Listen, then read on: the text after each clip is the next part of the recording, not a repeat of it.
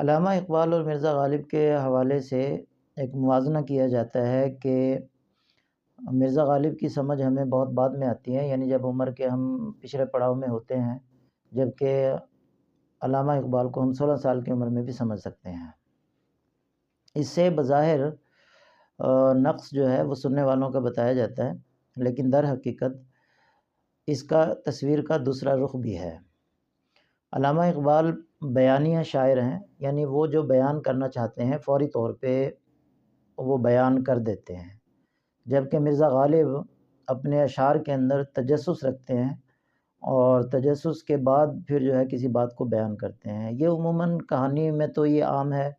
Novel میں عام ہے، افسانے میں عام ہے، ڈرامے آج کل جو بنائے جاتے ہیں ان میں بھی عام ہے، اور اشعار میں بھی یہ بہت حد تک عام ہے۔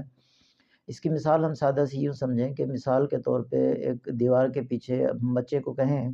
کہ آپ نے دیوار کی طرف نہیں جانا، تو اس میں تجسس ہوگا، وہ بچے کے ذہن کے اندر سوال اٹھے گا کہ کیوں نہیں جانا۔ اب وہ اس کو پریشان کرے گا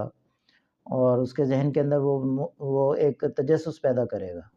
جبکہ اگر ہم اس کو یہ کہیں کہ دیوار کے پیچھے سانپ ہے، تو یہ بیانیہ انداز ہے، فوراً اس کو پتہ چلے گا کہ اس کے پیچھے سانپ موجود ہے، اس لیے میں نے نہیں جانا۔ تو علامہ اقبال ڈائریکٹ اسی میتھڈ پر کام کرتے ہیں، جبکہ مرزا غالب کے بارے میں جو کہا جاتا ہے وہ اپنے اشعار کے اندر تجسس رکھتے ہیں۔ یہ تجسس کا نقص شاعری میں بھی پایا جاتا ہے، اور اسی طریقے سے درس نظامی کے ہمارے مصنفین ہیں، انہوں نے اختصار سے کام لیا، تو اس وجہ سے بھی ان کے ہاں یہ نقص پایا جاتا ہے کہ تشنگی باقی رہتی ہے، اور تجسس جو ہے وہ جاوید چودھری اپنی تحریروں کے اندر، اور بدترین شکل یہ ہے کہ سیاسی تحریروں میں تجسس کا عنصر پیدا کرتے ہیں، تو اس سے بڑا